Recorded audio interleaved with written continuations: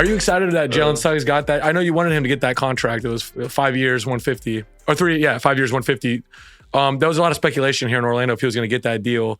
Oh yeah, he got it. We knew he was going to get it. But I think if you're the third best player on a really good team, that's kind of what the going rate is now. He's a third best player, but has just as much responsibilities as the first and second, considering because he has to do it on defense too. Yeah. On offense, you need him to average 15, not as much nearly as Paolo and Franz, but then on defense, he has to be number one. Right. He's the best player on defense. So like, he's got plenty of responsibility. Yeah. It's the same reason why Draymond keeps getting $100 million contracts. He don't average 20, but he has a big impact for the Warriors. Same logic. OG's got the highest contract in New York Knicks history. He's not even the go-to guy. He had 5 points last night in Boston. He looked horrendous. He signed $212 million. He's going to be a big piece for New York this year, and he's going to help them win games, just like he did last year. It's about impact. Suggs has an impact in the team. It's just not. It's not up for debate. You could say he's the identity of like that's kind of how the Magic play basketball. It's the heart and soul. And if the contracts were like it is now, 5-6 years ago, Marcus Smart would have signed 150 with Boston then. Yeah. All right, but it was a little different. He missed it. He missed that cut. Right. To where now you got Derek Whites and Drews and all these. So are you giving the credit to kind of the Derek Whites and Drews like that? Seeing guys like that and their impact, they have paved the way for role players to get paid. But just be more valuable. I don't want to say pave the way because we're missing guys before them. But right, but to see a team like the Celtics win, then Team USA use them, you're thinking, okay, team, this is something that's valuable for each team. And if you have one like Jalen Suggs, lock them up, right? Yeah. It's a big deal. You know what I mean? To have that type of level of an impact. So yeah, now you got Paolo locked in, you got Franz, you got Suggs. And Paolo's obviously he hadn't got his deal yet, but it's on the way. Yeah. I'm not even counting that one because that thing is cooking right now. It's already in the oven. It's been in the oven. It's been preheating, and it's close to that thing opening and Mama taking it out. He's going to get whatever he asks for, so it's not even an issue. Yeah. So you got those three that are locked in with then the revolving. The whole actual team is pretty much under contract, and that seems like they all get along, man. Yeah, pretty solid group. They have good guys though, man. I've gotten a chance to, just because they are here in Orlando, I've gotten a chance to like talk to Paolo, and you like see, man, this guy's such a humble dude, man. Like, good God. Then I've run into the Wagners at Prado, like, you know, they're just hanging out. It's like good, normal dudes. Yeah, we even saw Jed Howard one time, right when he got drafted, and sweetheart. Yeah, came up to us, was like big fan of the pod, blah blah. I was like a really cool guy. Great guy. Great guy. Their whole team in there, and they're. And then we've been hanging out with Cole. I've been hanging out with Cole Anthony all summer. Yeah. Just playing basketball. That is like pickup and stuff.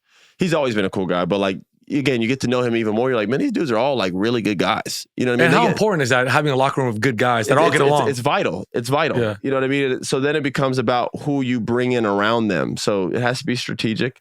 And yeah, Magic look good. I mean, listen, we talked about them being a top 5 seed, maybe even higher. Yeah. Can they do that Indiana thing and like surprise people and have a playoff run like that, not just go first round and lose? Yeah. Can you put something together? These are the questions that we'll obviously see as the season goes on and as the playoffs, you know, down the road or whatever. But they look good, man. Yeah, we talked about Suggs' extension. Were there any extensions that surprised you, or lack of extensions like Kuminga and Josh Giddey? Well, Josh Giddey not getting an extension surprises you? Well, I just thought since the Bulls traded for him, I thought maybe they would kind of give him the keys. That's what you think, right? Because usually when a team trades for you, it's the best news because it means someone else wants you, and that means they're probably going to pay you because they just gave up assets for you. Right. So you would think, I don't know how good he is, truthfully. Yeah. I got to be honest with you. I think Giddey's a solid player.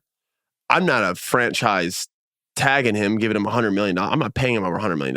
I'm sorry. I think it's absurd. I hope he gets it. I hope he gets $500 million. Yeah, it's kind of like the Bulls saying, hey, let's see what it looks like. And what were your thoughts on Kuminga not getting a deal? That's strange to me. Yeah. That tells me they don't know what they're doing right now, and they don't know if he's going to be a part of the rebuild. Yeah. That tells me that they're going to ride with this team that they have right now, and if it doesn't go well, they're going to completely... A lot of decisions to be made over there. I mean, like you said, they're 1-0. They're feeling good. Buddy Hield is the substitute splash brother. He was out there hooping, but the Warriors, I don't really know what are they doing. They have a lot of guys like in the middle, like you said, like the D'Anthony Meltons, Kyle Andersons, all these guys. They look like they're geared. They're ready for a trade if they want one. Are they competing? They're not competing. Yeah. Listen, they're 1-0. Obviously, they played Portland last night, and I feel like me, you, and a couple of our little muskrats around here can go compete against Portland. But they beat them, and they're 1-0. And again, a good start to a season can make a big difference, especially for a veteran team like them, because you know they're not going to like play bad at the end of the year. So it's always for teams like that who are so veteran heavy, it's about them going out to fast starts.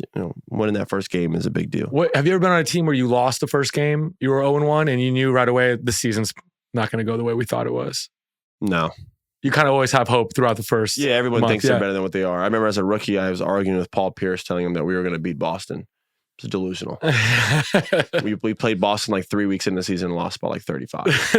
I remember thinking like, man, we got me, AD, Ryan Anderson, we got Robin Lopez going to rebound for us. We're going to get buckets on y'all. We're going to beat y'all. That's how I'm talking to Paul Pierce. Like, so MKG, Ray, and Rondo's like, all right, sounds good. And we played them. We lost by like 40, man. I was just like, I have no idea what I'm doing out here. This is ridiculous. I can't believe I thought that. But that's, again, everyone delusionally thinks they're better than what they are, and everyone thinks they're going to win. You could ask 15 teams right now in the NBA, and they're like, we're going to win. We're going for a title this year. You're not. There's like 4 that are realistically, but 20 feel like they can't. Yeah. 10 no they're not, and they're going to pretend like they are, but they have other agendas, and they're going to be throwing out different lineups. Brooklyn is playing anything and anyone. They are. I have never seen a team openly just sell as hard. I mean, they are going after Cooper like I've never seen. Cam Thomas 36 points. Well, we know that's going to happen. That's the one thing that we know. Cam's going to average close to 30 points a game. I mean, you actually said he would, and I said he wouldn't. I said like 20, 22. I think late 20s is realistic. But yeah, it is realistic with him, especially with how bad they are. They don't have anybody that can really score like that. He's going to have to for them, and he's by far the best scorer in their team. He's a talented scorer like that. So, yeah, who knows?